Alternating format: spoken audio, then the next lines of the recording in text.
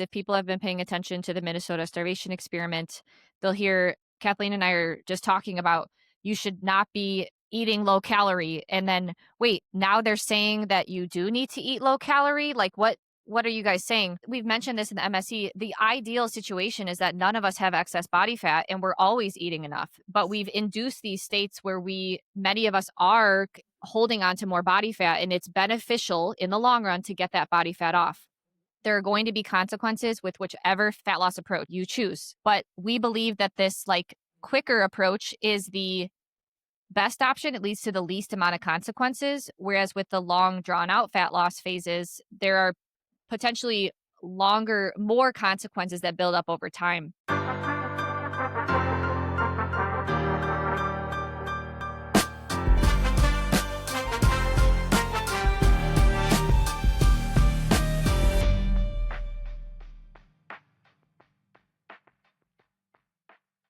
Welcome back to the Rooted in Resilience podcast. Today, Sarah and I are blessed to be joined by our good friends, Kathleen and Tyler, who run the Transform Metabolic Restoration and Fat Loss program. And today we are going to be diving into fat loss because this is still a confusing topic for people. We're going to be talking about some myths that are still out there and why they're myths. And we've seen the exact opposite in the Transform program. So Transform is finishing up its first year, and we've seen over 150 fat loss success stories and counting. And so I think it's helpful to break through some of these myths that are still propagating through the nutrition space, because I think these myths leave people feeling hopeless, frustrated, confused, and that there's no option for them, when in reality, if we kind of share the science, share the actual physiology, it can provide more answers and can give people steps and paths forward. So many people say, calories in, calories out doesn't work. Well, the research shows that for every single human controlled study there's ever been where the calories are accurately tracked, the human does lose fat when in a calorie deficit. And people report overestimating their calories, underestimating their total activity. And so Transform really provides that system where we can accurately track data and move in the right direction rather than just yo-yo winging it and another year's gone and you're still not at your ideal body weight, you've gained weight. And yeah, so Kathleen and Tyler, if you guys would like to start with some of the general trends that we've seen through all of the people in Transform for this first year. Has calories in versus calories out worked for this large group of individuals that have been through Transform? I don't think so. To be determined. Yeah, I mean, everyone that we've predicted weight loss has lost weight, so there's no way of running around the physics as far as I can see. If you're in a calorie deficit, if you are consuming fewer calories than you are burning, you will lose weight. The rate at which you lose weight is determined by the size of your calorie deficit and among a number of other things.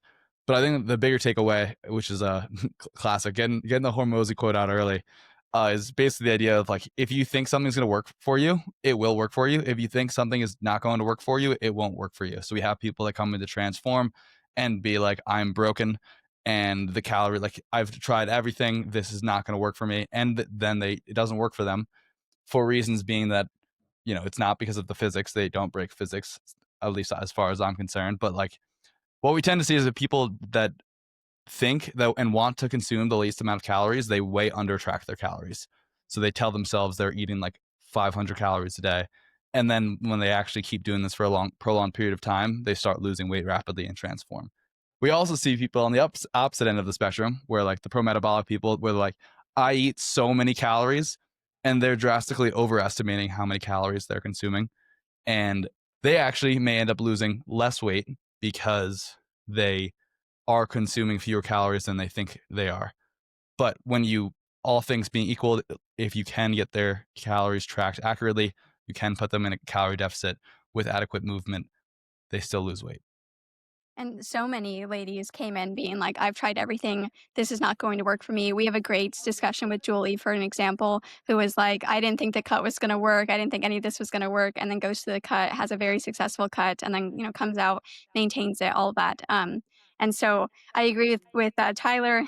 Tracking is a skill and it takes some experience and practice doing it. And that is the difficult thing, where people come in and they're basically guesstimating, or they're just using serving sizes. Even if we tell someone to use grams, they say, okay, the serving size says one serving is 40 grams. I'm going to put in 40 grams instead of actually weighing out 40 grams on the scale. And, none of us are saying that you have to weigh your food, track your food for life. I don't, track mostly anymore. Sarah, I know, has kind of moved away from tracking. Tyler is starting to move away from tracking.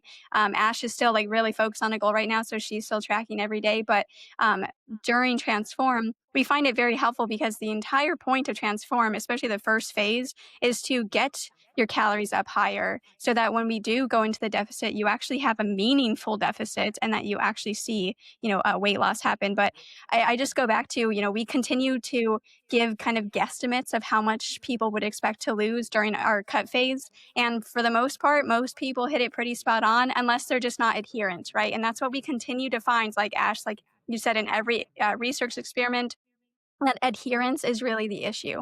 Um, so, and again, we've known this since the Minnesota starvation experiments, like we keep talking about, where they had a formula, they had predicted weight loss, and they were able to use the formula and predicted weight loss in order to match the calories to what they needed to be, in order to see the, loss per week that they needed in order to get the men down to the body fat percentage, et cetera, that they were looking for. So, we know that calories in, calories out works. Yes, it's not as easy as, I eat 2,000 calories, I burn 500 calories, and my BMR should be this. And so it's not as easy as accounting for that, which we've talked about before with our SECO podcast, so I won't belabor the point. But there, it does work. Thermic effect of food, non-exercise activity thermogenesis, like all these things come in and they balance the scales in order to allow you to use SECO loosely in order to lose weight. Just because we can't fully account for everything that's going on doesn't mean that it's not actually happening. And yes, we all the time see that people start losing weight when we add calories in. And the big reason for that is their non-exercise activity thermogenesis starts to really increase. And so their quote unquote calories out starts to override their quote unquote calories in. And that's the reason why they start to lose weight. Not because there's some like anomaly here, or there's like some special food group or something that they're now consuming. And that's the reason why, they've broken the laws of physics and the laws of thermodynamics and stuff. So I love that you said tracking is a skill, because I think, unfortunately, for anyone listening that's never tracked before, like, I can almost say with certainty that whatever you estimate is wrong. And that's not like your fault. It's just most people don't estimate their calorie intake properly. And the research just shows that time and time again. And so that's why Transform is a longer program, because we're building that skill set in the beginning. And no, it's not something you have to do for the rest of your life. But if you can build that skill set and better understand what, like, for example, 2,000 calories actually looks like, then you can get better at kind of more gauging and eyeballing down the line. But you need that time period. And like you said, Kathleen, for everyone that did stay adherent during these groups in Transform, they did lose fat during the fat loss phase because they worked on that skill. They entered a true calorie deficit, reversed out, and boom, fat loss. Yeah. yeah, I and think it's they worth mentioning okay. that the formula we use to calculate the fat loss is, where your maintenance was at approximately a few weeks out from where we start the cut, where you're going to cut, and then subtracting those, and then we divide it by, we multiply it by 42, which is about the length of the cut, so 42 days at that size of a deficit. Divide that by 3,500, because a pound of fat is approximately 3,500, and so we calculate the total amount of calories you will have been deficited, you will have lost, and deficit is now a new word, and then convert that to pounds of fat. And that works pretty reliably most of the time. Some people lose a little bit less, some people lose a little bit more, always a bell curve, but it's not that complicated. Wait, I just want to clarify that briefly for someone in the audience. Like, again, Transform is like science-based program where we can predict how much weight you're going to lose during the fat loss phase based on your maintenance calories and where your current body weight is. And no, it's not perfect, but like you guys just see the general trends tracking. Yeah, and really, there's nothing unique about this to transform. If you were to do any diet and put yourself in a true caloric deficit, you could take the, a calorie deficit, multiply it by 7. That's your calorie deficit per week. And then from there, you can compare it to this 3,500 calorie number. And again, 3,500 calories, it's talking about, a true pound of fat. Like, right, there's a lot more that goes into scale weight loss, right? Because at the beginning, especially when you first go into a deficit, if you're going from eating 2,500 calories a day to 1,500, 1,700, whatever, you're going to see a reduction in food coming in. So you're going to see a reduction in fecal matter. And so that's going to show up on the scale, right? Like fecal matter does weigh something. Like we should all know this. So you're going to see that on the scale. As throughout Transform, as we're like dialing in, macronutrients, micronutrients, like you do start to see water shifts and we start to see a lot of extracellular water loss and stuff. And so that will also show up on the scale. But that's water, right? That's, it's not actual fat mass, which is great. Like a lot of people, it is very motivating to see the changes on the scale regardless. But I think it's always important too to remember that the scale is just a number. Really what matters is things like, you know, body composition, so progress pictures, measurements, all of that stuff. And then we also have to remember too that especially with women, especially premenopausal, we have so many water weight swings. The men do too, of course, but we have so many water weight swings that like really it's really important to compare yourself to where you are now in your cycle to where you were last month in your cycle, both pictures, measurements, scale weight, all that stuff. Then to just say, I'm I don't know, a pound up today. And it's like, well, yeah, you're about to start your period. Like it's a very normal thing. But if you look last month, you're 7 pounds down, a total or whatever. And so, you kind of have to look at the total change versus, so you have to look at the relative changes versus just the absolute change. Yeah. Now, I think an important thing to discuss is in the nutrition space for people who do recognize that calories in, calories out is true. There's like kind of two different approaches to fat loss, where one approach is kind of more long, drawn out calorie deficit over the course of several months. Whereas with Transform, we take a different approach, more of a quote, rapid fat loss, and both will work. Both will definitely work. But there are reasons why we use the rapid fat loss approach. And many of them are rooted in the Minnesota starvation experiment studies that we've covered extensively and still have more episodes to record for that. But Kathleen, do you want to talk a little bit about kind of your mindset and reasoning on why you like my exposure to rapid fat loss the first time was with Kathleen, when she took me through the fat loss phase last year. I lost 15 pounds in 7 weeks. And that's big relative to my body size, right? And so that was extremely successful. So Kathleen, do you want to kind of like why do you like that approach better? And what have you seen in Transform with this more rapid approach? Yeah. So first, before you even enter the rapid fat loss phase, and I wouldn't even call it a rapid fat loss because we don't go below 1,500 calories for anyone. And so I would more call it like a moderate fat loss versus like a rapid, because like a rapid fat loss I see is more of like a protein sparing modified fast. So like, really low calories, right? Like definitely below any kind of LEA thresholds. Like, and even with ours, like we are kind of converging on the LEA thresholds for most people, right?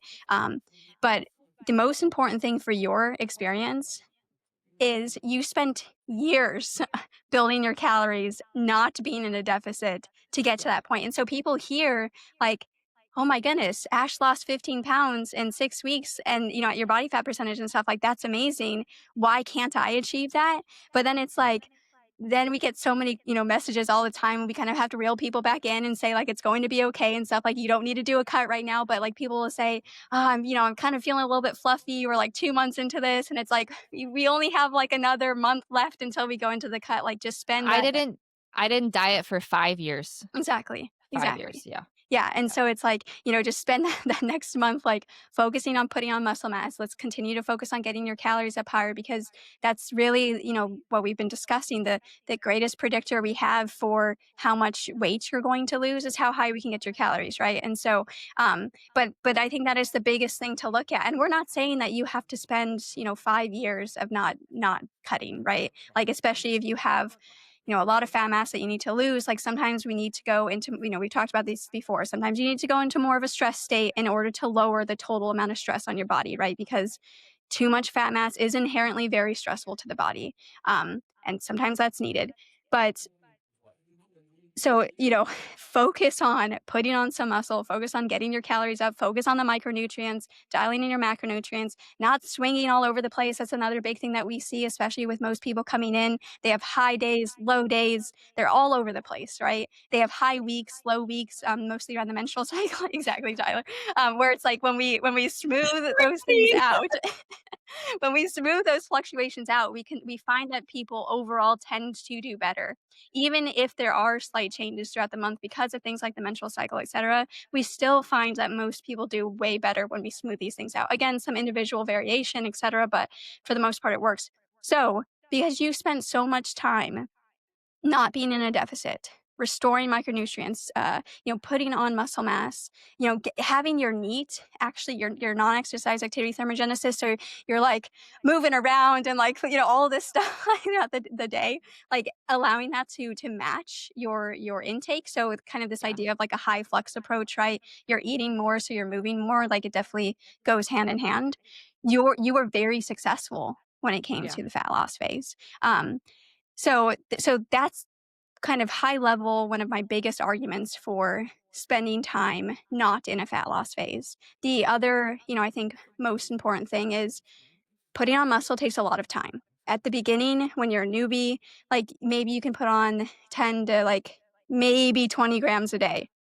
Grams though, right? We're not talking about a lot. But as you're getting like a gummy bear is the Exactly. equivalent. Like a small guy. That's literally what it is. I've done the math. That's so sad. Yeah, exactly. But as we're getting further and further in our lifting career, assuming that we're actually following like a solid program, like all of that stuff, right? There's a lot of nuance here. You could be a forever newbie because you don't follow like a solid program.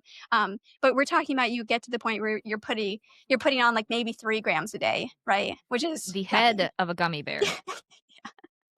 Exactly. It's like nothing. And so like we've talked about so many times in the MSC, like in order to put that muscle mass on, you need to be in positive nitrogen balance, right? And in order to be in positive nitrogen balance, you need to not be in a low energy availability state. And so the longer the time you have of not being in LEA, the longer the time you have of putting on the muscle, which has so many beneficial effects from the brain.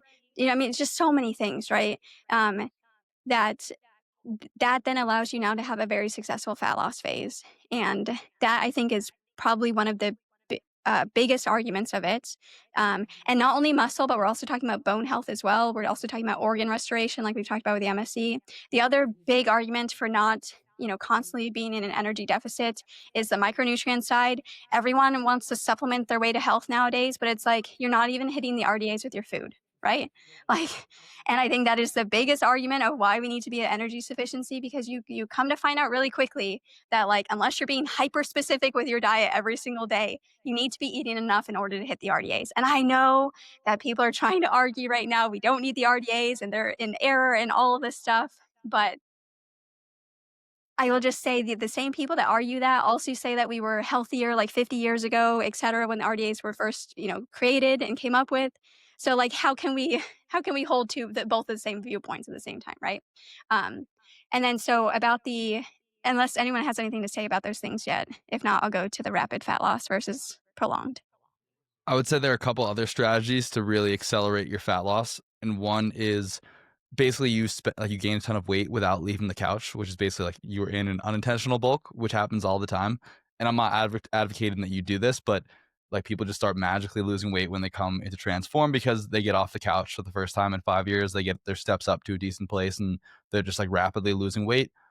It's not because Kathleen and I are like putting a spell on you and defying physics. It's just because, yeah, your you're moving, which is great to see. Wingardium Leviosa. Yeah. Tyler, can you And talk like that, about the steps and the timing of the steps? Like we discussed, I think yesterday. in terms of Going from 2,000 steps per day to like 8,000 steps per day and the time it takes to do that. Oh, okay. So I really like this perspective on on steps because a lot of people struggle to get 8 to 10,000 steps per day. But if you do the math, it takes about 1,000 steps per 10 minutes, and most people are, let's say, awake for 15 hours a day, which is 600, which is 900 minutes. Which means if you want to get 9,000 steps you need every 100 minutes that you're awake, you need to be moving in transition for 10 of them. No So one does that that. no one. I mean, a lot of people do it, but it's just like think about it in that math. Like, I mean, we do it. We all get 8 to Yeah. 10,000 steps. Like, for every 90 minutes that you're sitting or standing, 10 of those have to be doing something in between. Yeah. And I think that's a powerful frame where it's like, oh, do you really want, like, how much more of your day do you want to spend sitting still? Yeah.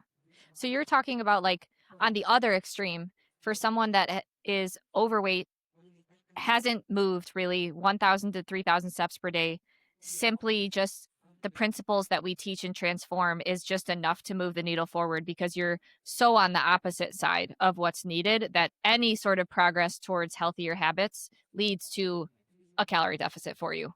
Yeah.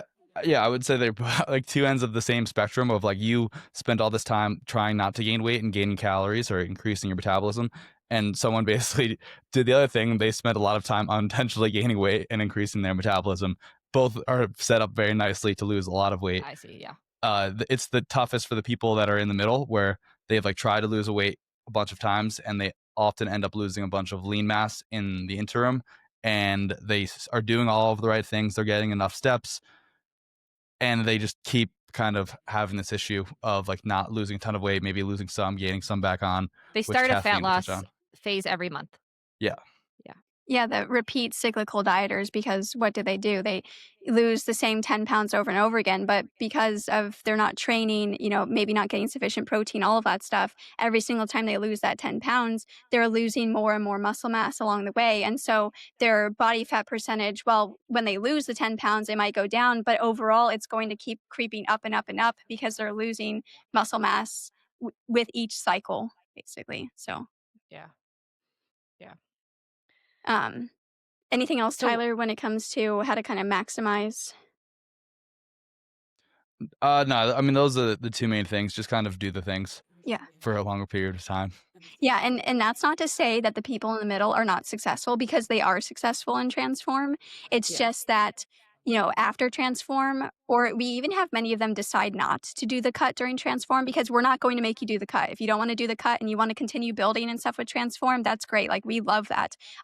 But for those people, a lot of them do decide to not do the cut, to just continue building because they realize, like, oh my goodness, I'm starting to feel really good. Oh my goodness, I'm putting on muscle mass. My body composition is improving. I've just been chasing this last like 20 pounds when really I should be chasing more muscle. And then, once I have built that up, then from there, it's like, okay, I just have to do one, maybe two cuts to lose that like 20 pounds of actual fat mass, but I have the muscle there now. And so I actually look the way I want to look and stuff. And so yeah, I just want to say, like, they are still successful. You don't have to do the cut if you don't want to. But we do find, like Tyler said, the more you are at the ends, the more like short term, very noticeable changes you will see for sure. So, okay, back to this idea of why more of like a kind of get in, get out, more rapid approach versus like a more long term approach. So, first of all, like we talked about, the positive nitrogen balance, actually putting on muscle mass when you're in a deficit. Yes, you can still put on muscle mass, but it becomes more difficult, right? You're not maximizing it. You're losing out on the gains. Right. And Yeah. not everything is about muscle, of course, right? I look at muscle as like a proxy for like bone health and organ health and all these other things too. And so when I say muscle mass, I'm really more talking about like lean tissue, which includes all of that stuff.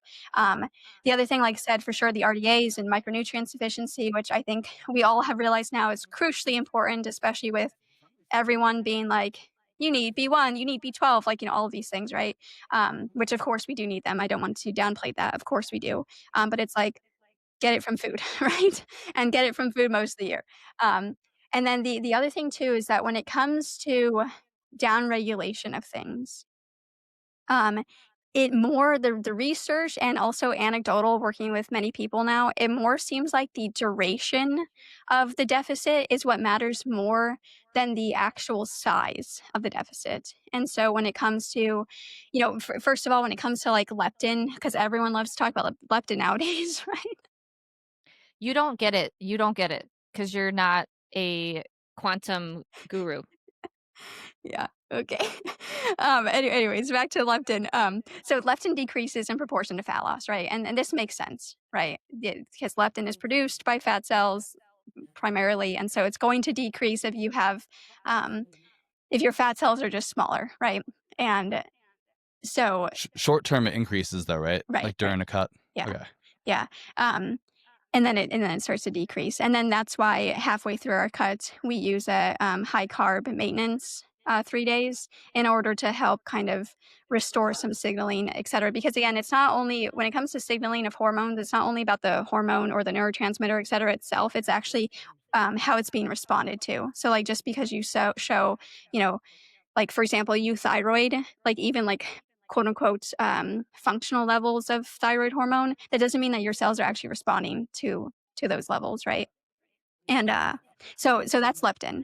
Um, it's going to decrease. That's unavoidable because of actual fat loss, and that's actually a good thing, right?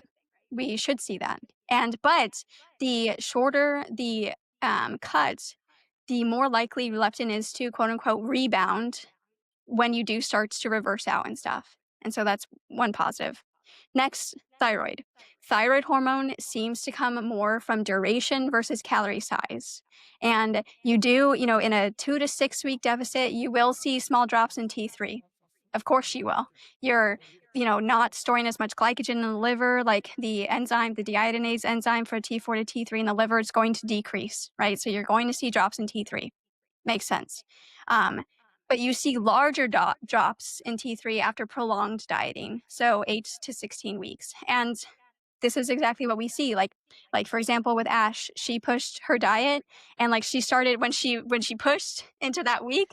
Kathleen, just one more week. Just one more week, Kathleen. Yeah, she started to feel the effects, and so that's why we keep, our diets to, really the structure is basically 6 weeks, but you're still technically in a deficit those first couple weeks that we're reversing out. So we tell people we're in an 8-week deficit, but we start to reverse out going into that 7th week. And then you see like true, like big suppression of thyroid, after months of a, of a deficit.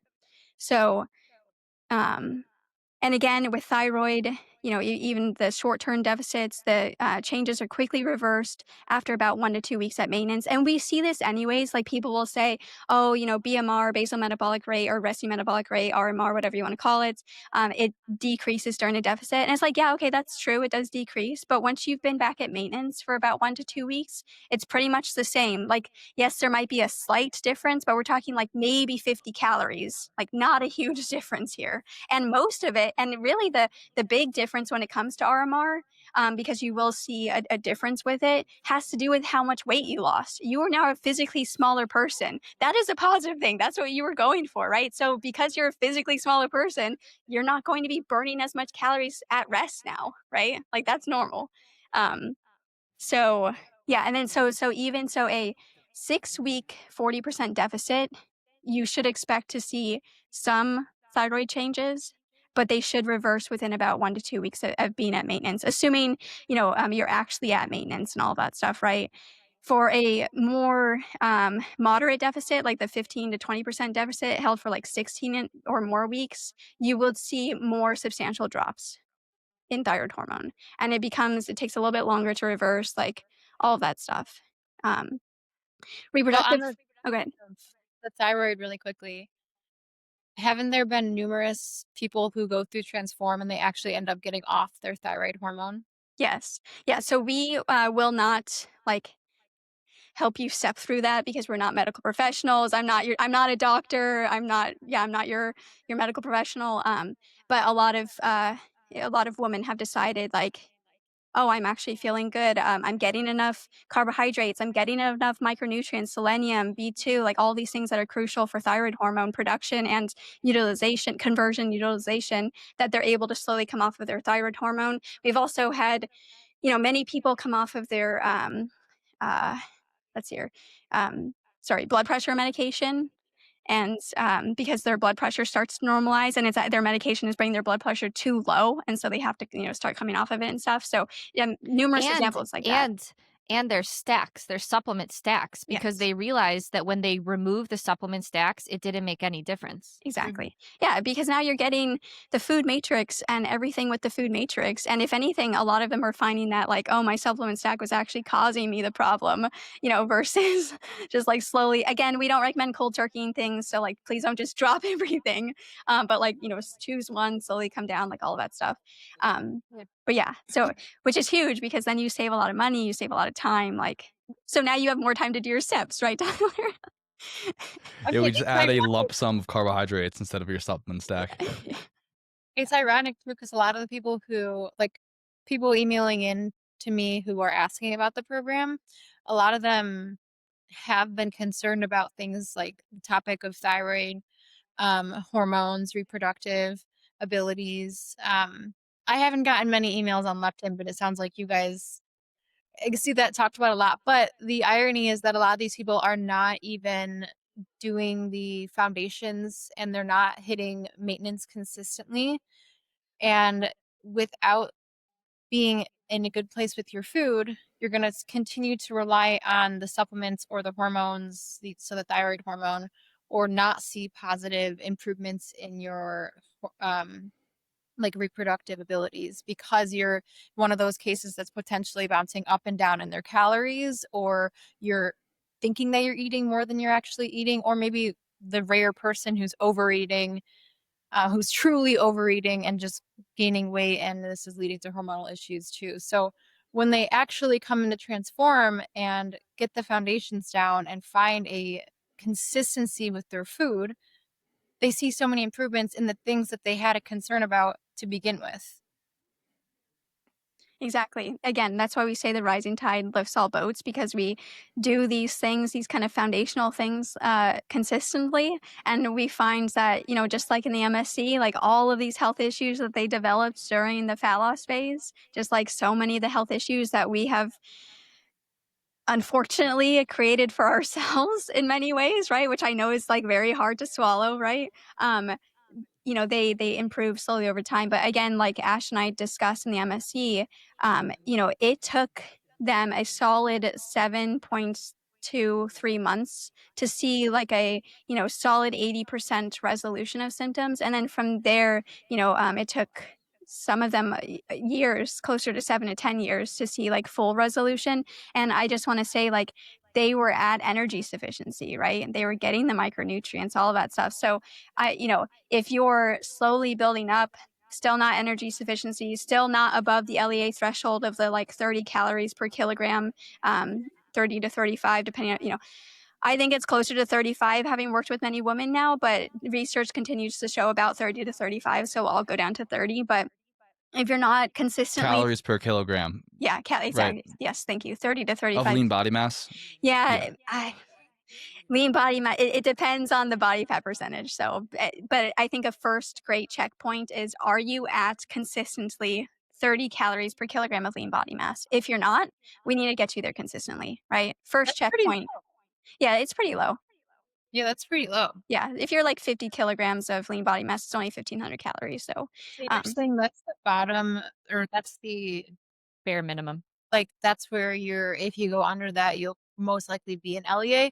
Would you say that most people eating that though would be an LEA still? Because especially for an active female with male too, with muscle mass, that seems very low. yeah, it is low, and that's why I think that I more think the threshold should be 35, because under that, if you are under that, you will see negative changes to reproduction, all of this stuff. And so, But even anecdotally, go ahead. sorry, when you say 35 as like the threshold, just to clarify for people, that is not the optimal. Right. You're talking minimum? Yeah, optimal is of closer to 43 to 48 calories. And,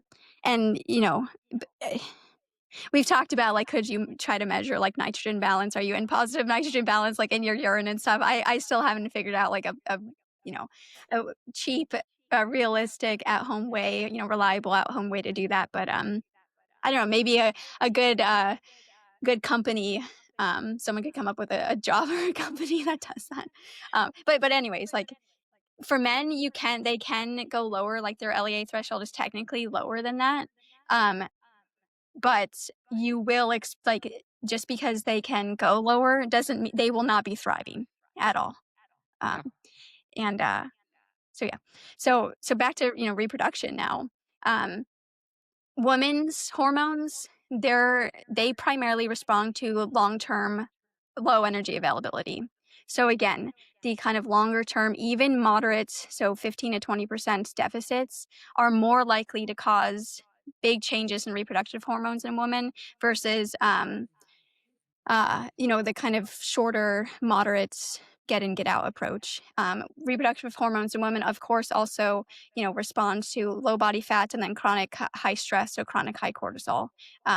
So they don't, you will see changes in reproductive hormones slightly in short deficits, but generally, a 6-week deficit, you shouldn't see too many big changes. If you go, like I said, like a 20-week conservative deficit, that is more likely to affect cycles. Now, with that caveat, that's what the research shows. In Transform, there are a couple women that we have seen their ovulation shifts slightly. And so we do see some shifting. It always depends on where they started, though. So if they came in doing the, long, like they haven't been in a deficit for a year, et cetera, they seem to be more resilient to it. If they came in having, cyclically dieted and stuff like that, well, 3 months, 3.5 months of, building calories and stuff, not dieting is a fairly long time. It's just not a long enough time. So they and again, it's not everyone. It's like maybe one or two a cohort that we see kind of slight shifts to ovulation and cycle because of it. But it restores itself as we reverse out and everything. And yeah, so that's the biggest thing for reproduction. What about for males? Is there data on males for that, like how their testosterone is impacted on a shorter fat loss phase versus more of the low and slow, long drawn out? Yeah, so same thing, way less impacted, pretty much not hardly for men, it also very much depends on their body fat percentage, right? Like, when you're getting stage lean, like bodybuilders, they're going to see, like, rock bottom testosterone, right? It's just gonna happen.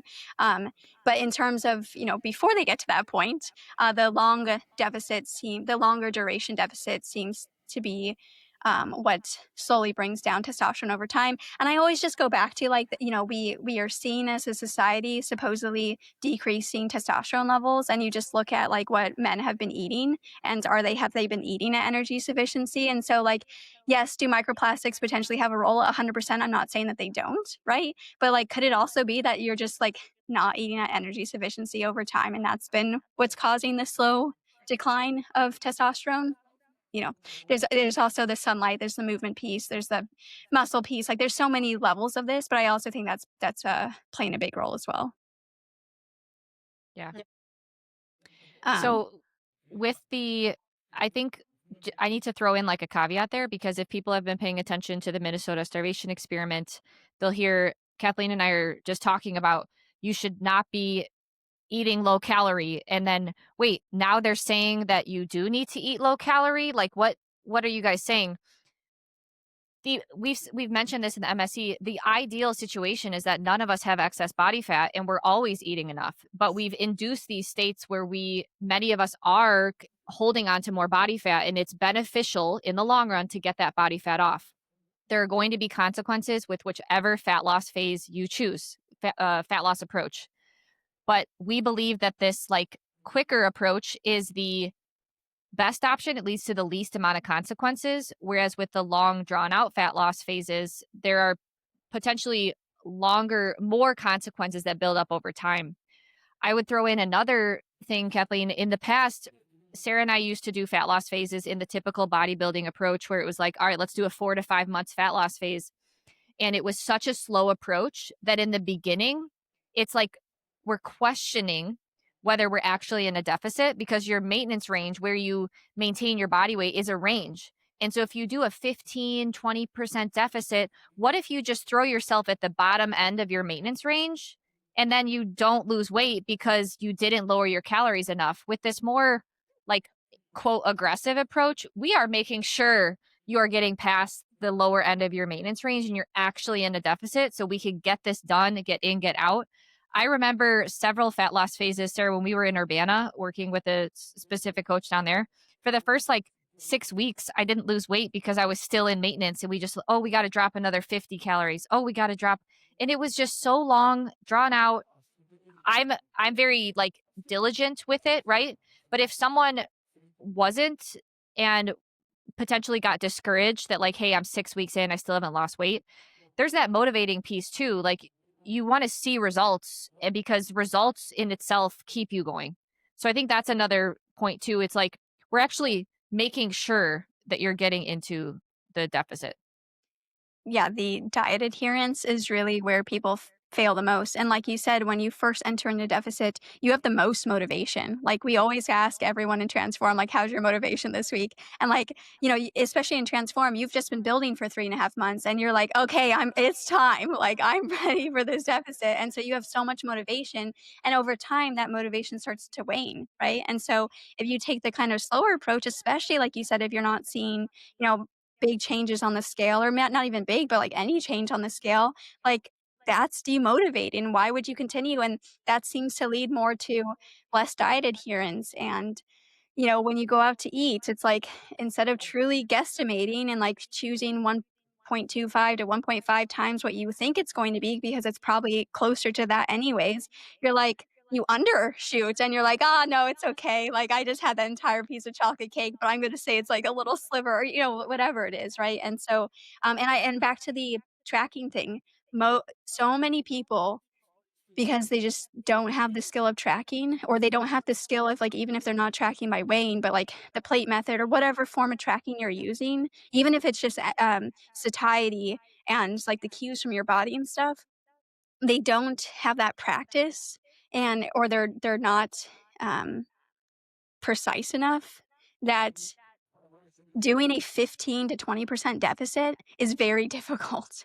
Like, it's very difficult to make sure you're actually at a 15 to 20% deficit. And then also, it does seem like we've talked about this before, but negative metabolic adaptation, because of things like reduction in NEAT, seems to be harder to overcome. And so when you first enter a deficit, your NEAT should be the highest it's going to be, right? And then over time, your NEAT is decreasing as you're in that deficit. And so, we use steps as a proxy, but really they're just a proxy, because there's a lot, I'm going like this all the time, right? There's a lot of stuff that goes into NEAT, right? And so that's why in Transform, even with like cardio, so most competitors with cardio, they increase cardio as they're going throughout their deficit, because they're like, I need to do more and more cardio to put myself more and more of a caloric deficit. Where with Transform, we start with the most cardio and then we decrease the cardio as time goes on, because it no longer serves as much of a purpose anymore. It's no longer, you're no longer actually burning as much as you think you are when you're doing it, because your body's starting to really become efficient, adapt to it, all of that stuff. So Yeah. Tyler, I've got a question for you. So your fat loss phase, you took a little bit of the more longer drawn out last year.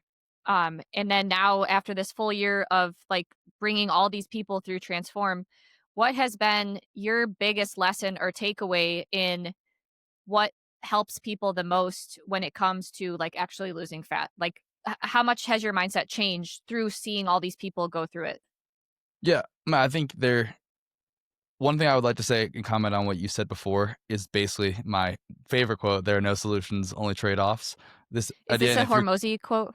No, this is Thomas Sowell. Okay, Thomas Sowell, economics quote.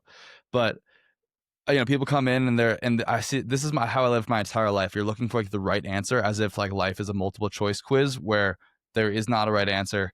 like everything that you do, we're all spending time in this podcast, which means Kathleen is not spending time with her kids. Sarah and Ashley aren't spending time on the farm or with Brandon or whoever that is. Like, we all have a finite amount of resources, so that like, when you come into this cut, if you choose to lose weight, you will see a drop in your thyroid hormone. You will see consequences as a result of that. We do our best to mitigate the risk, but there is no perfect solution, or else we wouldn't be here talking about it, because everyone would know what to do, or we would never have gained fat in the first place and needed to cut. So I think it's just important to drive that into my head over and over again. Such wise insight. Thank you. No, it is. It is.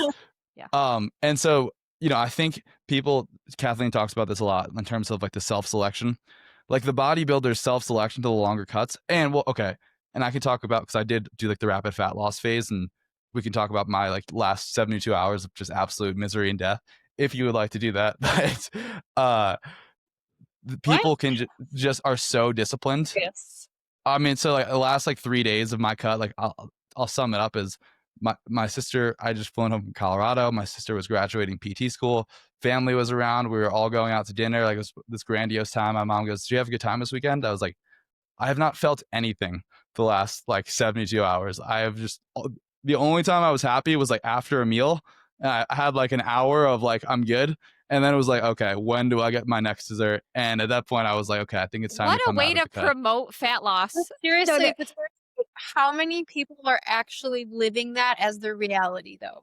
Yeah. Well, And keep in mind, I was like insanely lean. Like, I Tyler was like sub he was 10%. too lean. Yeah, he was too. That was the reason why. Okay. Yeah. But even still, like people who are chronically under eating or earning their food or whatever, that is how I just remember Ashley and I, like when we were really big into our fasting. Yeah. That is literally how you would go throughout the whole day until you'd eat your meal. And it's like, are you really benefiting from your autophagy and all the different things you think you're doing? No. Yeah. No. Anyway, sorry, Tyler. No, I appreciate the insight. Yeah, so we haven't had anyone have that experience other than me, and the reason was because I was just too lean in too big of a deficit. Look at that bicep vein popping. I know, it's casual. He's just like, I appreciate it.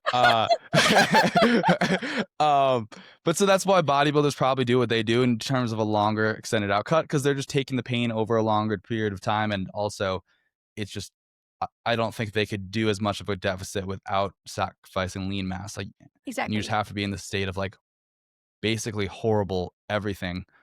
Like you hear bodybuilders talk about it. They say, I have to put so much effort in to get off of the couch because I can feel my bones moving, like grinding on each other. It's not a good place to be. Thankfully, I didn't get to that point, but I was not a happy camper. No one knew about it though. So at least like no one knew I was miserable. The rapid fat loss is just really nice from a practicality point, because most of the people here are not bodybuilders dedicating their life to losing fat, to looking a certain way. And most of the people in Transform consistently in the 6 to 8 week fat loss phase, however you want to call it, have something come up with, they're like, okay, well, I have this during this phase. And you're always going to have like the odds of you having 8 full weeks without any social event ever in your life is like pretty low. But compare that to like 6 months. Hey, I have to be in the 6-month calorie deficit. So if we just look at logistically, can you stick to this? A lot of people can do that. And a lot of people can go one day at a social event and be like, hey, I'm setting my ways here. I have a plan. I'm going to eat this. And people crush it. We have had people go to Europe and they keep losing weight. We've had people go to any number of social events. I think it's much harder from a social perspective when you have to do that same thing for 6 months. Like the wedding one, okay, I can do a wedding where like Sarah's wedding, not that important to me. No, I'm just kidding. But like, I'm not gonna eat the cake. Whatever. I don't need to dance. I don't need to dance. No alcohol. After Kathleen and Ashley's wedding, like wedding number 4 is Christmas. You're gonna end up like kind of going overboard. It just gets really hard. So I think logistically, the rapid fat loss phase is really nice because you get in, you get out, you see rapid results, and then you can go back to day-to-day life. And the other advantage of that is now you're spending so much more time in caloric. What's the word, Kathleen? Sufficiency? Thank you, Ashley. And I just think from a logistics in terms of like how much time you're not spending losing weight, because the goal is to be at a certain weight. The goal isn't to spend time losing at a certain weight. And the goal in health is probably to spend as much time as possible at a caloric sufficiency. So I think in terms of this is the solution, this is the right way to do it, we try to hit as many nails in the head as we can. Exactly. Yeah. I feel like the bodybuilding approach, which is the long drawn out, and if people don't realize it, like bodybuilders more often than not dedicate their whole life to this, right? So they do have that freedom where like they don't have as much going on. They put in a lot of work, but like this is what they are dedicated to. I think that the bodybuilding approach has kind of been like adopted to the mainstream, like all of us group, right? And I just don't think that that works as well for all the points that we've discussed. And so there still is a lot of people who say, oh, you need to do a low and slow fat loss approach in order to preserve your lean muscle. So, Kathleen, can you kind of dispel that myth? So, people think that if you do too quick of a calorie deficit fat loss phase, you're going to lose all your muscle mass. And the only way to preserve your muscle mass is if you do small deficit, long drawn out. Yeah, if anything, it seems to be opposite, especially for women. So women, especially at the beginning of a deficit, they tend to lose 100% as fat mass. And so this was actually a really great discussion between Lyle McDonald and Brandon, and I think we should link it because so there's always this argument about women and men and losing weight, and there must be something fundamentally different about women and losing weight versus men and losing weight. But it's at the end of the day, it comes down to the caloric deficit. Most men have a way larger runway to do a caloric deficit than women do, and so of course they see more weight loss. However, you could see as a woman, like say a man loses 2 pounds a week and a woman loses 1 pound a week, that woman could have lost more actual total fat mass than the man did, because men don't do as good of a job preserving their muscle mass as women do. And so I know we're so tied to what the scale says, but it really shouldn't matter, right? What really should matter is how you look, how you feel, the way that your clothes fit on you, like all of that stuff. Not does the scale Progress say, pics. yeah, Progress pics. yeah. The scale is a great tool, and we use the scale every single day in Transform because it helps us, look at water weight swings and it helps to normalize those things. But if you're holding on to, I must be 130 pounds, I would really challenge you and say, if you weigh 150 pounds, but you look the way you want to look, which is probably what you need to weigh to actually have the muscle you want to look the way you look, are you going to be okay with the fact that the scale says you weigh 150 pounds? Because if that is the case, just go to the moon or go somewhere else where gravity is different and you'll be fine, right? So that's the first thing. But so that's a positive thing. But however, research continues to show, even with like the GLP-1s, with like the rapid fat loss and the GLP-1s and stuff, like as long as you get sufficient protein and you're lifting. And when we say lifting, it's not like I'm going in and trying to burn as many calories as possible from lifting and I'm trying to sweat it Squat up. to overhead press. Squat to overhead press. No kettlebells. Yeah, we say in Transform, we really want you to be able to keep the same weight on the bar. Over time, you might see some of the reps drop off, especially as the deficit goes on and we're in the cut phase. But really, we want you to keep the same weight on the bar. And, tempo. Real quick right there. We actually got a message this morning, which I need to respond to, but I think it ties into this right here. Someone asked, hey, do you guys have a Transform program just for nutrition? And I'm going to respond no. And the reason being is because exercise is a very important piece to this. And there's a good way to exercise and a bad way to exercise if your goal is to hold on to muscle mass. If you don't care about muscle mass, which we disagree with, but if you don't care about muscle mass, do whatever you want for exercise. Right. But in Transform, we are very specific in that we need you to strength train and hit sufficient muscle stimulus. And so that's why the exercise piece and the nutrition piece should go together. Exactly. But keep going. Yeah. And, we always have people come in and say, well, I do Pilates or Orange Theory or CrossFit or powerlifting or strongman or whatever. I want to keep doing that. And, our guidance is always, we continue to find that the people that really buy in and commit to the Transform program see the best results. So we're not saying you can't do those things. If anything, like maybe you find that if you do 1 day a week of Pilates or 1 day a week of Orange Theory for like the social, mental, emotional, etc. benefit that it brings you, that's great. But then you do the rest of the Transform program, that's great.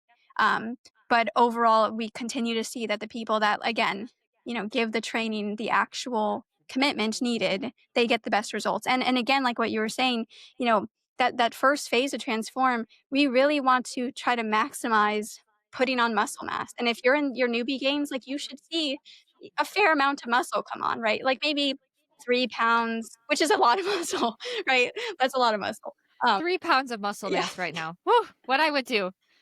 Exactly. Yeah. And then during the fat loss phase, we continue to lift. Yes, we reduce the sets and stuff like that, but we lift because we want to maintain that muscle mass. And so back to, you're not, as long as you continue to get sufficient protein and you lift and you don't go like crazy when it comes to like cardio, especially like zone, high intensity cardio and stuff, it seems like for the most part that is the best way to preserve your lean tissue.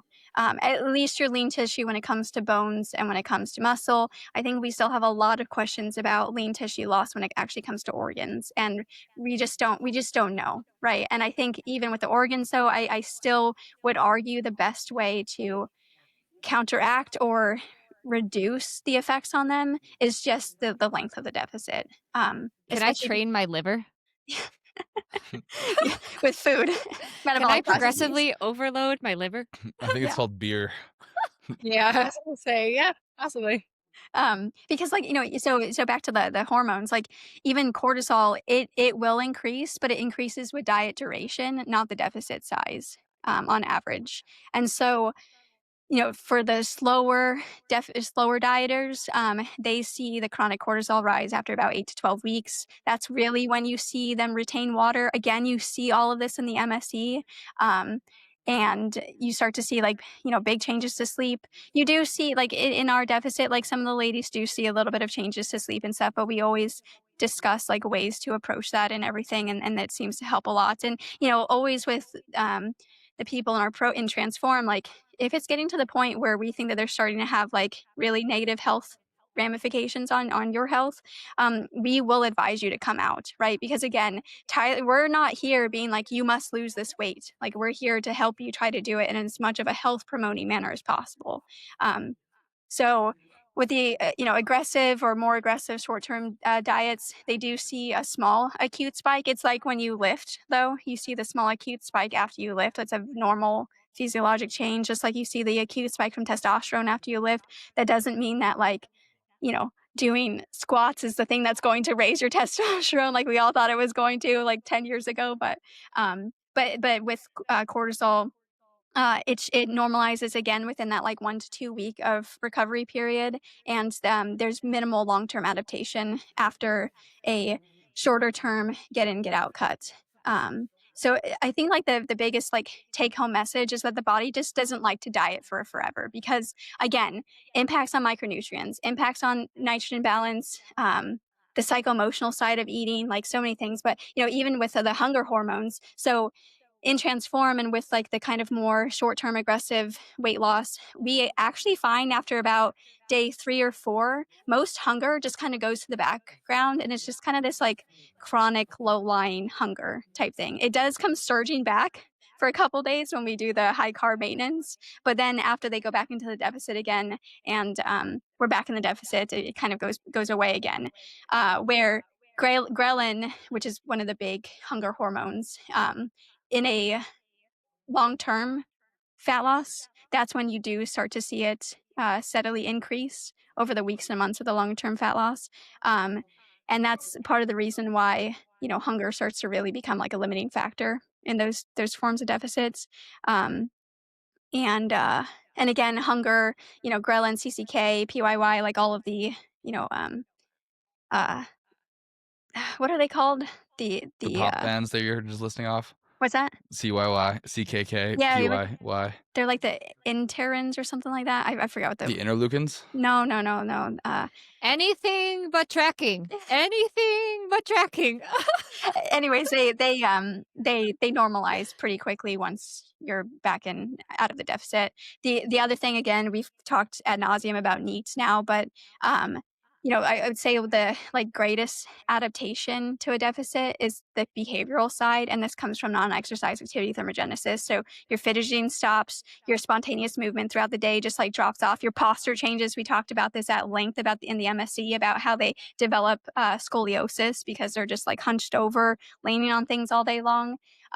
We subconsciously try to do energy saving behavior. So this is another reason why we decrease the amount of cardio we do as the deficit progresses, because it's like, sure, you do your cardio session, but then you just like want to sit all day the rest of the time. And this is also why we increase steps as the deficit progresses, because it forces you to actually get up and move and stuff. Um, so so you do see some NEAT drop in a 6-week deficit, but you start to see a lot of NEAT drop in a 12 to 20 week deficit. Um, so And that's similar to the term many people in the audience may have heard, metabolic adaptation. So Right. people will say calories in, calories out doesn't work because your metabolism adapts. Okay. That means that your calories out have gone down. So you have to decrease your calories in. And so if we keep it shorter, we can not see that calories out reduction in that time phase as much. Exactly. Yeah. So I think just to kind of sum up like the hormonal side of things, like no matter the deficit, you will see a change. You honestly need to give yourself some time being out of the deficit to truly compare hormones and lab panels. Um, and again, it's like just how we compare, weight based off the time of the month. Like there's so many factors that go into that anyways, that like really you would need like a string of lab panels and stuff beforehand to truly compare like a post deficit like lab panel, but that's a whole different discussion. But over time you should find the shorter, more aggressive deficit should allow those labs to rebound more quickly, where a longer, even moderate or less intense deficit, it might take a little bit longer, which again is definitely what they see in the MSE as well too. But Tyler, transform fat loss doesn't work for menopause, right? No, not after menopause. Talk about that. After you reach 50, you can't lose calories in, calories out doesn't work. Not typically. No, wait, I do have a question real quick, and I will elaborate on that. Some people won't understand sarcasm. And we need I know. Oh, I want to get back. All right, Don't so leave it it works for there. literally everyone. And Yeah. we have never had a person that we've put through cut. The only person that we've had put through cut that hasn't lost fat was someone that we told like their maintenance was at the calorie deficit. They were at 1,500 calories, and we told them we wouldn't put them below 1,500 calories.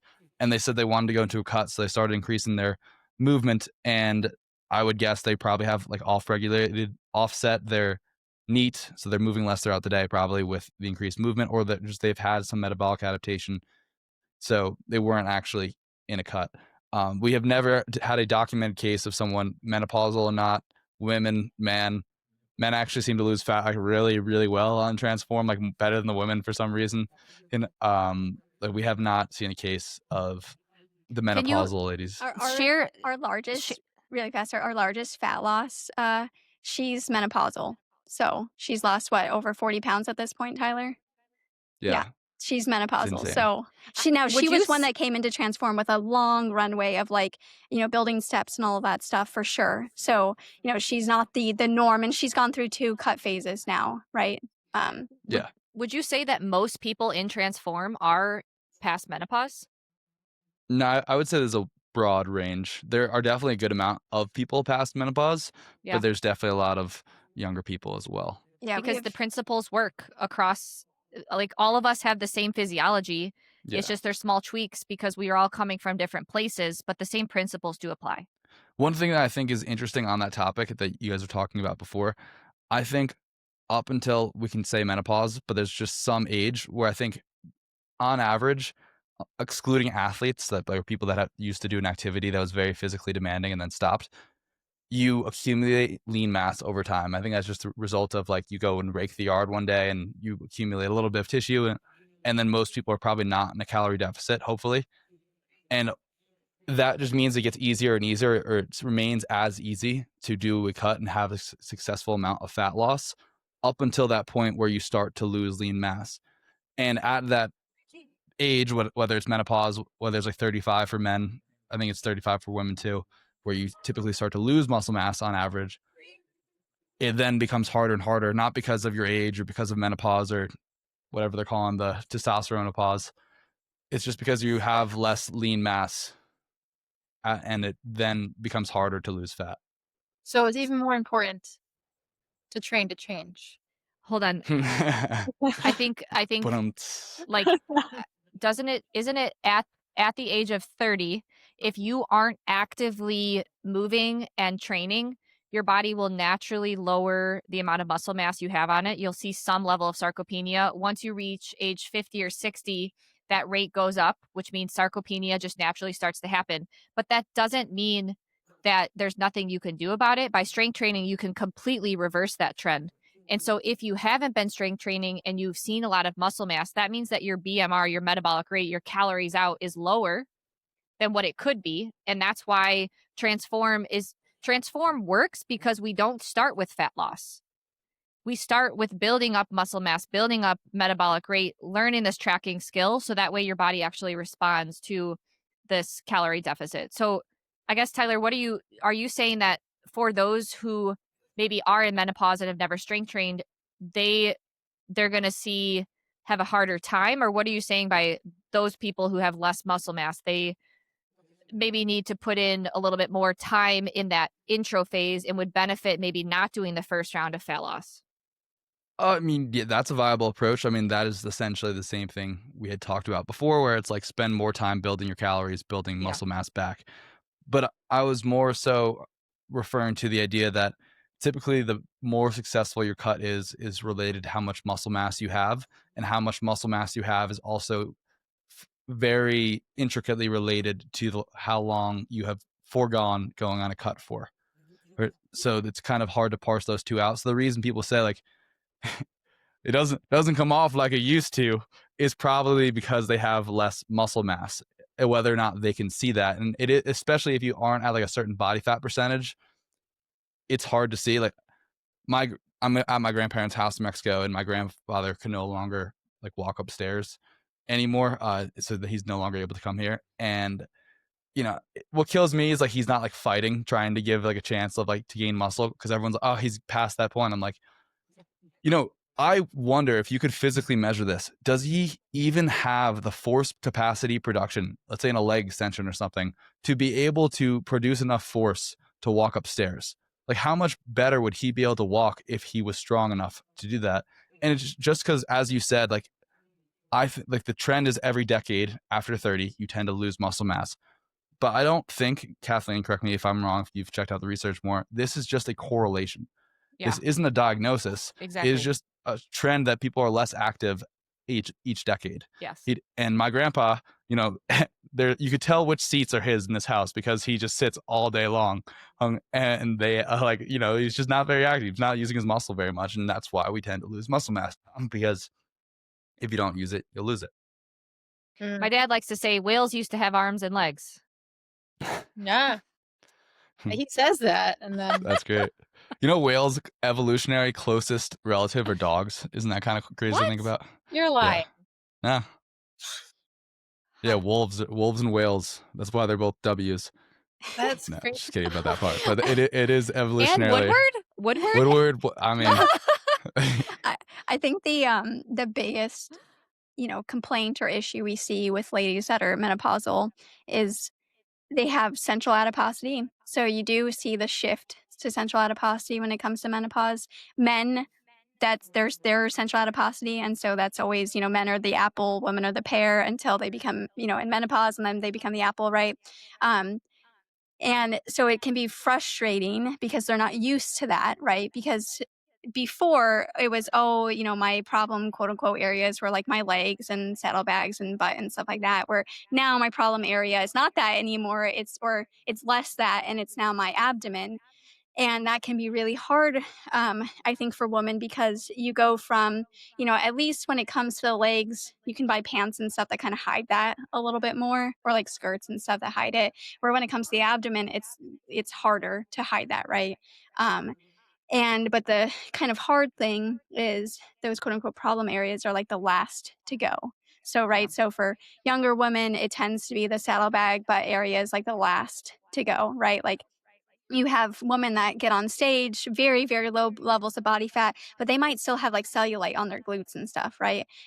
Where men, when they are at that, but like the woman's abs will be like so defined, like so cut up, like veins and stuff popping through, where men, you'll see that on their glutes, but maybe their abs still have a little bit of fat and stuff. And so this reverse kind of happens with menopause, where now you have more central adiposity, and it's one of the last things to go, which can be really challenging because as your limbs are starting to lose weight, it's not losing weight. And so it becomes even more of like a staring you in the face uncomfortableness type thing. And so I would say that is talking to most women in menopause, that seems to be the hardest aspect of it. However, the only thing that you can do is continue to go, and eventually the body will start to lose fat from there. And we are going to, with this next round of Transform, we are going to try an experiment to see if we can address this a little bit more.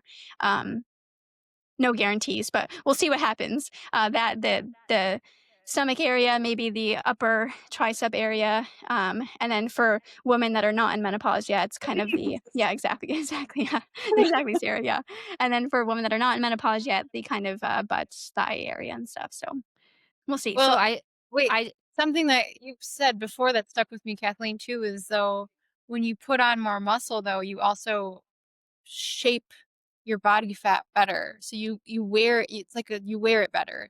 And I Exactly. think that even if you are holding a lot of excess fat in your core area, if you were to increase the size of your glutes and your thighs and your arms, suddenly it's not screaming as obvious. And ironically, you're talking about this as people in menopause, but I have not been through menopause, obviously. However, I've been on the complete opposite side of where it's years and years of chronically undereating and being too small and losing your period. And it's the same phenomenon, adult almost babies, the adult babies. adult baby phenomenon, where there's probably a lot of women listening to this who are like, I'm not in menopause, but I hold a lot of my fat in my abdomen area anyway. And it's ironic because like that's kind of where I was coming from in the past too, but it's the same scenario. If you were to build up your glutes and your quads and your arms and put on more muscle, you can spread that out. Also, that has a lot to do with just in general the body not feeling safe. It's trying to pack in your organs, and so that does dissipate. But yeah, building muscle is the best way to reshape your body as opposed to just chronically fighting it and trying to get it to be smaller in that one specific spot reduction area. Which I know, like you said, you're going to experiment with the idea of that in the next round of Transform, which is going to be really cool. But in general, if women were to just realize that, I feel like we would be able to stop staring in the mirror and hating ourselves as much because we have so much more ability to change what our physique looks like than just chronically being an apple or chronically being a pear or like that idea. Can I touch on this really quickly? Because last night I hosted Transform Office Hours, and we had a really good conversation about this. And there were two ladies on the call who were in menopause, and they have now done 2 rounds of Transform, so 6 months, and then now they're in the second 6 months, and they were like blown away with how much their central adiposity had dropped. So much so that they want to do a full year of not cutting. So they're going to do Transform next year, first cohort and second cohort, to build up their metabolism even more because they finally get it, right? It has, the light bulb went off, and they had some great lines last night saying, I have reached an LEA state just through age because of how many stupid things I've done cumulatively over time. And it's taken me a long time to undo that, but Transform has helped me do that. And so as they've built up their micronutrient stores, slowly came out of this LEA state, they're able to build up their metabolic rate. And so finally they entered the fat loss phase, and they finally saw fat loss for the first time in many, many years because they put in that work to reverse the damage that they've done over the years. Sarah, I think that, and Kathleen, you probably, like, we did all these silly, stupid things in the name of health. We thought it was the best thing for us, but it actually put us into LEA, and it took time to get out of LEA. And then once you get out of LEA, it's going to be easier for you to lose fat because your calories out, your basal metabolic rate is higher, so you can diet at a higher calorie load. So we had a really good conversation last night because they felt so empowered that they wanted to do the maintenance. They're like, I want to build my maintenance up as high as possible before I ever do a fat loss phase again. And it was just like so amazing. And both of them were in menopause. So I just wanted to touch on that from last night. It's great. I Yeah, love our menopause. I mean, I love everyone in Transform, of course, right? But like so many women in Transform, like, osteopenia recovered, or like full on osteoporosis, been downgraded to osteopenia, like just from, doing the training and, the plyometrics and the training, the lifting and the training, and then also the food piece and actually being energy sufficiency and stuff. So and then, for the women and men that are, or the women that are not in menopause yet, it's like you do these things now so you don't enter that state, so you don't have to recover those things, right? And so this training still applies to you, right? The training that recovers it is the same training that avoids it in the first place. So yeah, and Have it's you? been, like Tyler said, it's been really awesome to see the guys crushing it, and we do plan to open up a actual larger men's group towards the beginning of next year. So definitely look for that if you're interested. Have you guys seen the observation? Because when I think of a menopausal lady, and I don't like the stereotypical, it doesn't seem like they lose fat. Obviously, it seems like it centers across the midsection. But what I also think of is like their legs, as a result, like a lot of their body parts shrink. Like you don't typically, they just concentrate the fat here. And we always say like it transform, like muscle creates shape, fat creates size, muscle or fat creates bulk, muscle and fat creates size. Is so you can be as shapely as you want depending on the ratio of muscle and fat that you have. But I always thought that was interesting because to me it seems like it's very much a result of the loss of muscle mass, because they have these kind of like skinny legs but with like a big gut, or like skinny-ish arms maybe with a little bit of loose skin or there. But I think a lot of it is a result, or like the flattening of the butt, I think is a huge thing. And like you just see like these women, big gut, and I don't mean to like condescend, like a bigger gut, but no ass, as in no legs, and they're just like stick and bones. They're thin everywhere except in that one place. And I think that is strongly correlated to a loss of muscle mass over time. Oh, definitely. Yeah, and everyone always blames cortisol for that. And it's like, no, it's not cortisol. I'm sorry. It's just like you said, Tyler, you're just not training. You're not putting on the muscle. We saw that in the MSE subjects. Right. Right. Their limbs got thinner, whereas their central got bigger as the calorie deficit went on and on and on to the 24 weeks. Yeah. Yeah. And if anything, some of the limbs, like the lower legs of their limbs, they would get bigger, but it was from the edema. But like you were saying, that the higher legs and then the like arms and stuff were getting thinner. And like, with the loss of the glute max, I really think a lot of that is coming down to like pressure management and like pelvic floor issues and stuff too, because you do see the kind of loss of the glute max with like pelvic floor issues. And so, that's why in Transform, a big part of Transform is form checks and posting your form checks to the forum so that we can like take a look at your lifts. And first of all, like, does it even seem like you're doing the lift correctly? Especially because a lot of people like to substitute like low back when it comes to hinging and all of that stuff. And we talk about things like pressure management and breathing when we're lifting, and looking at tempo, and are you we're not training like power lifters, right? We're not trying to just move the weight from point A to point B. We're trying to, actually like hit the targeted muscles. She's like talking to me, I think. It's something Ash and I have been working on for sure, but she's doing way, way better. Way, way better. Yeah. And so same thing, in Transform, like the form checks are a big part of the program because, lifting is so important to general health and stuff. So that's why I agree with Ash. Like, we could never have just a nutrition program because everything is integrated, and, we have like tasks and habits that we have people do. And I think the important thing is that, yes, they do take a little bit of time, but they don't take a lot of time. Like, we're talking about 5 minutes, like, here and there and stuff. And they're free, right? Like going out and getting sunlight, for example, is one of the habits that we have people do. So, it's definitely not just the food piece and the movement piece. We try to hit every slice of the pie as best as possible.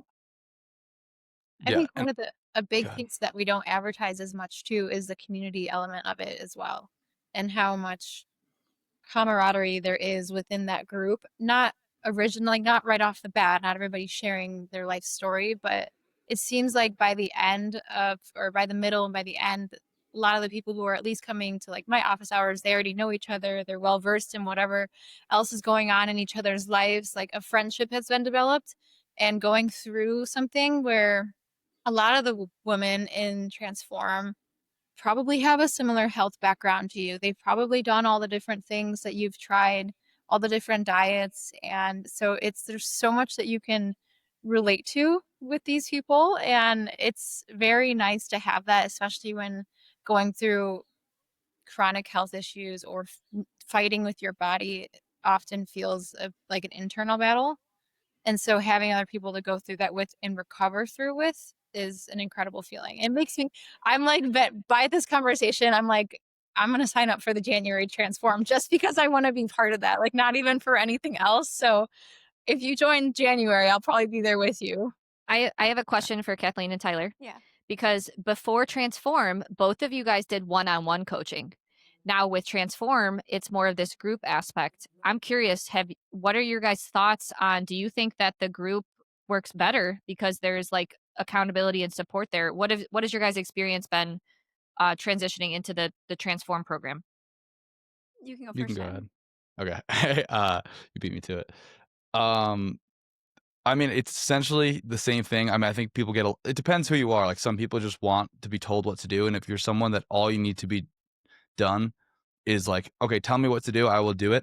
But if you need a little bit of, if you're not a robot, unlike myself, like if you need a little bit of hope, if you need a little bit of pizzazz, as it can be really inspiring to go through this with other people. And I think like at the end of the day, that you are getting the exact same with how we structure Transform.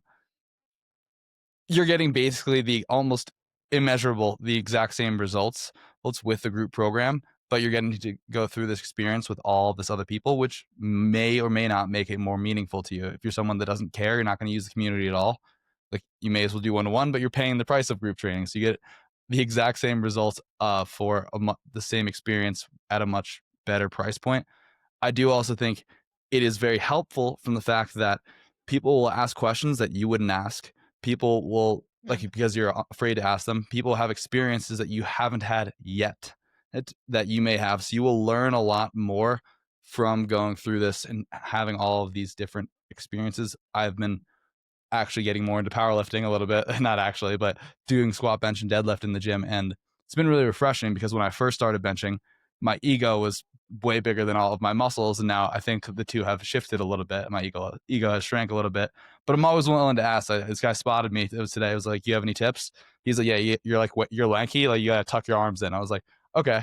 And the reason I'm okay with that is because I acknowledge that when I hit my goal, hopefully of like benching 315 or benching more, whatever that is, I will probably not look the exact same that I do right now. So I have a lot to learn, like, because I'm not at my goal yet. So the assumption is that like things will change on the way that there, whether it's my body, whether it's my form, like I'm not doing the thing perfectly or I would be there. So you will just learn so much by going through this experience with so many other people. Yeah, we have always a weekly Flex Friday post, and it's so awesome to see how much it grows throughout the time in Transform, and like everyone commenting and cheering each other on, and just posting wins, whether they're actual like pictures of them flexing or like a movement that they're doing or a win of like, I hit my macros this week, or, it was a hard week because my dog died, but I still showed up and still checked off the boxes and all of that stuff. And just seeing the support there. But, with the group program versus one-to-one. So, me, like I'm very biased when it comes to like supplementation and stuff. And like, I think that building these foundations is very important. And yes, you can use supplementation in addition to that, but most people go to the supplementation first and they don't have the foundations there. And if anything, yes, in the moment, it can help, but usually people tend to see things swing back, or now a new symptom comes up because now you need more B12 or, whatever it is, right? Where I think I always say this, but I think there's a reason why Dr. Katharina Dalton was like, you will do the starch diet with our progesterone usage, right? And because she realized that like, okay, you can't just give progesterone, right? And that's just an example. And so many people will just jump on a supplement, a hormone, et cetera, without, addressing these kind of underlying basics. And I like that we're doing this as a group and we're working on the underlying basics together. And you see so many people really come out of their shells, and people that say, like, I'm so introverted, I would never comment to my life, but they're sharing on the forum, and they're going to see family that they haven't seen in years because of basically being in an LEA essentially.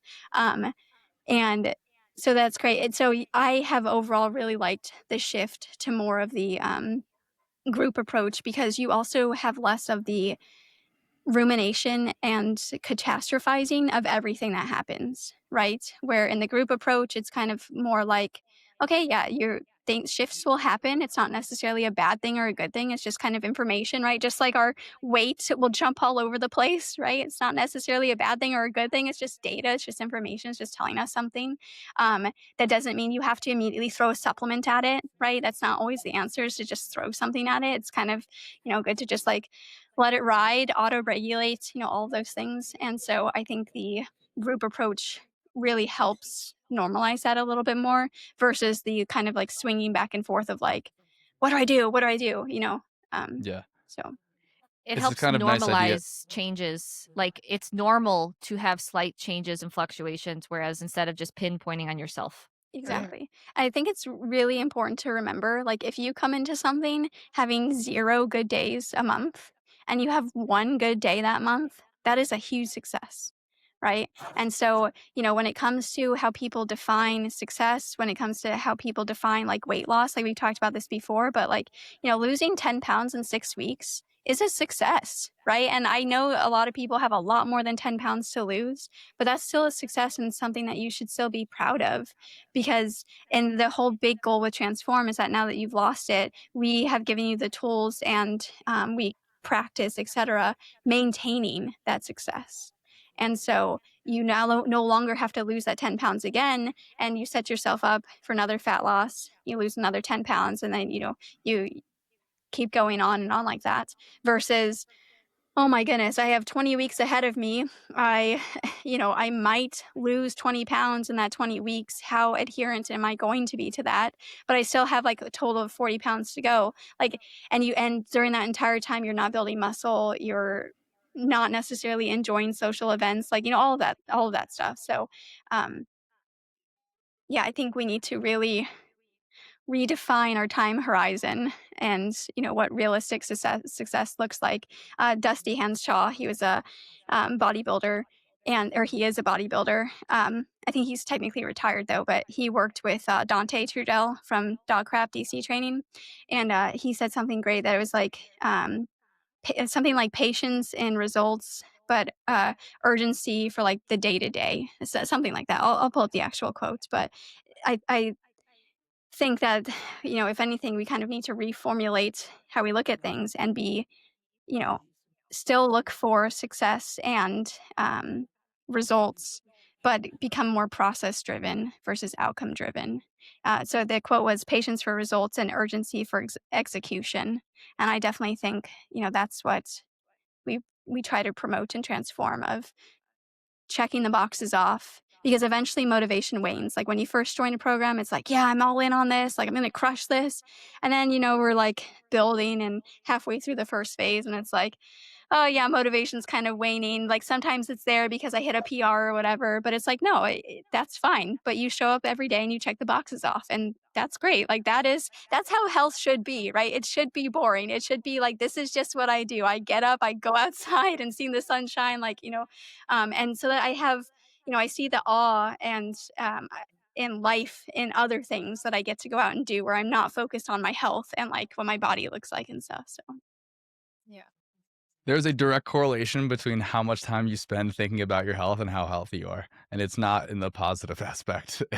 Yeah, you would think it's the opposite too, or that they go together.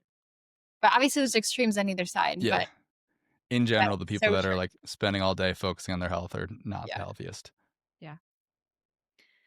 All right. Any final points that you guys would like to touch on about lessons or like joys that you've had through this almost full year of the Transform Metabolic Restoration and Fat Loss program?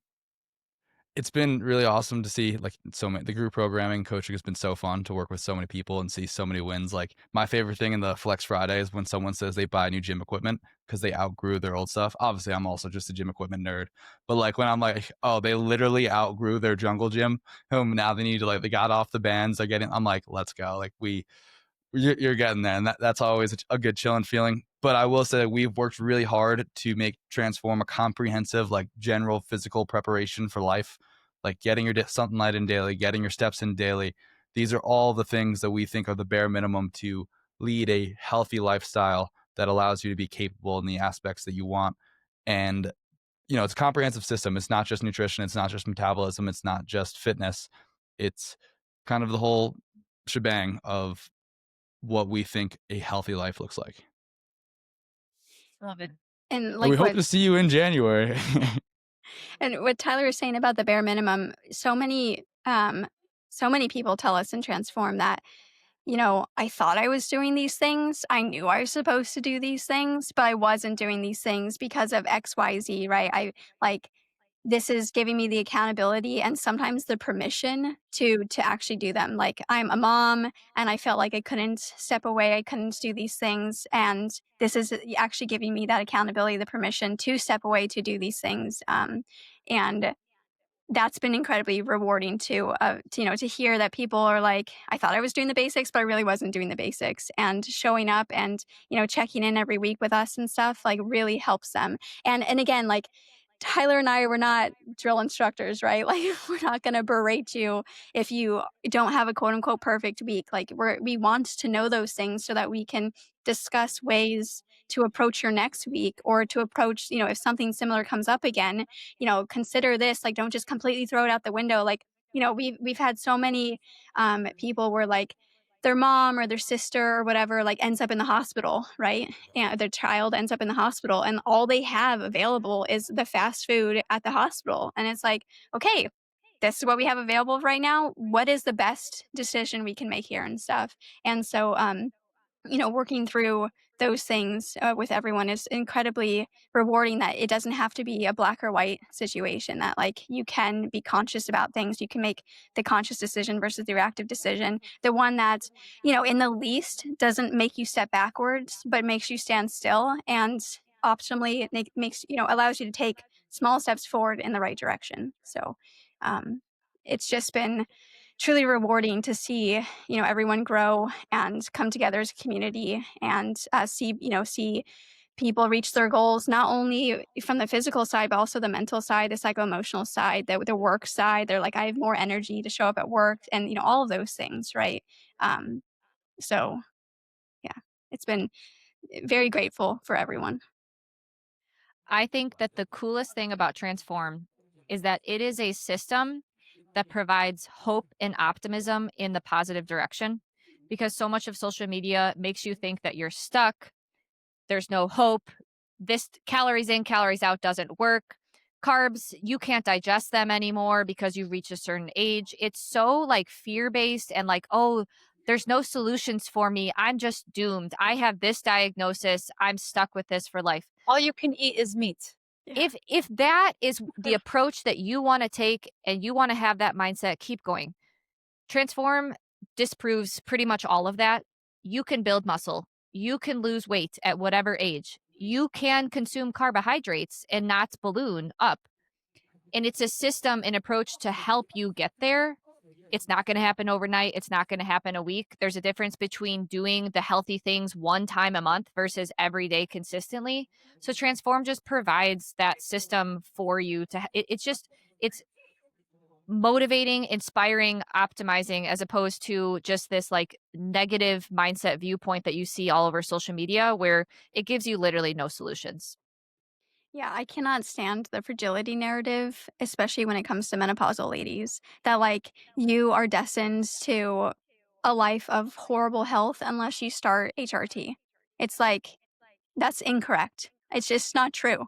Like you don't have to start HRT. So many ladies coming into Transform, again, perimenopausal, menopausal, thinking like, do I need to go on HRT? Like all of this stuff. And again, we're not your medical professionals, so that's between you and your doctor. But they end up finding out like, no, I actually didn't, or I can go to like a minimum effective dose and frequency because I'm doing all these other things and I feel great doing all these other things that I don't have to quote unquote rely on this. So yeah, it's I think the lack of personal agency that so many people keep espousing all over the place is just incredibly debilitating and disheartening. And again, like you said, we continue to show that when you actually give someone agency to show up for themselves and to do the things, like they run with it and they're successful. And yeah. Sarah, Tyler, final thoughts? No, I'm just excited. I really feel like I want to join the January group now just because this conversation has inspired me. I mean, I just went through my own mini transform, so that would have been my third transform. And we'll do another podcast talking about that and kind of like Kathleen, your idea of doing some sort of more intuitive approach to transform, like for transform graduates.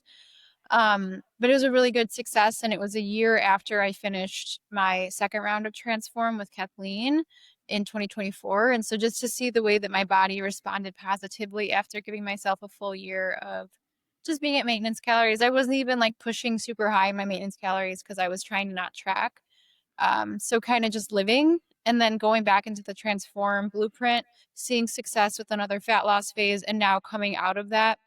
This whole conversation has been funny because I'm like over here like fidgeting, like moving around because my calories are finally getting up again where I've got a ton of energy and I want to go do things. So, and then also another funny thing that Kathleen mentioned is in the LEA, you just like are leaning on things and you're not really holding yourself up anymore. Your posture's slacking. And I'm not doing that as much anymore either. So it's just time and time again, I just see myself coming out of this state and getting back into a state of good health. And it's very motivating. And I've been the person who's felt hopeless and who's constantly searched for answers and is ping pong back between different things, trying to get something to work for them.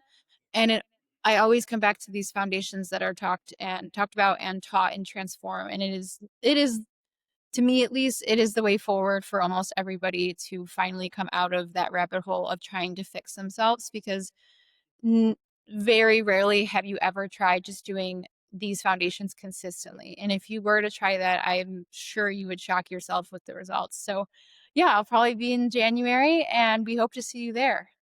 Yeah, and like we always say, if you're going down all these other rabbit holes and stuff, that's great. But like at least do the foundations with it. At least work on the foundations with it. So Yeah. All right. Until next time, we'll do another roundtable here soon, but appreciate you guys. It's always fun having this combo four-way. So until next time, stay rooted in resilience, and more information on Transform is in the description below. Thanks for having us. thank you. And real quick, if you are interested in joining the Transform Fat Loss Program, now is the perfect time because we are running our Black Friday sale. So you get $100 off your first month and you can have a 7-day free trial.